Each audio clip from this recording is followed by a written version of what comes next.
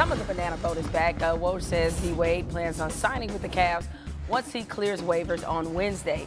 He's eligible for $2.3 million, part of the veterans minimum for this year, terms which sources say he's agreed to. Now, let's just cut to the chase of it. How much better does adding D-Wade make the Cavs?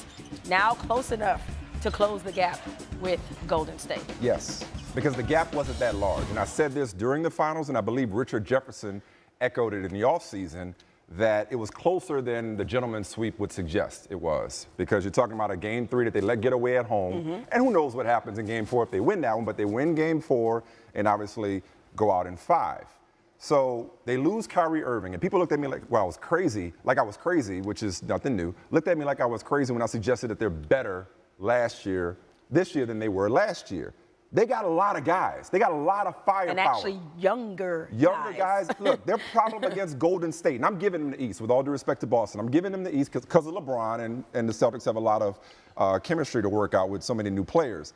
When LeBron James was off the court in the finals, they got outscored by 27 points with an offensive efficiency of 75 and a net efficiency of minus 37.4.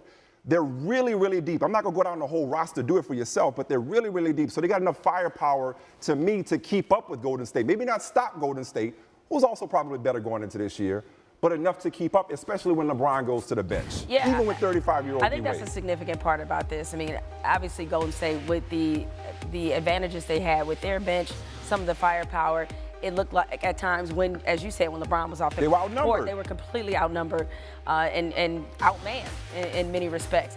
I like the move from not just a professional standpoint, but just bringing someone else there who understands how to play with LeBron, who gets how his mind works, and who has that championship mentality and has won before. That experience is invaluable, especially when you have a player like D Rose. He hasn't quite been there yet, and other guys. So I think that this move to me always made the most sense. If everybody buys in, I mean, you bring in D Rose probably off the bench with Calderon, with Shumpert.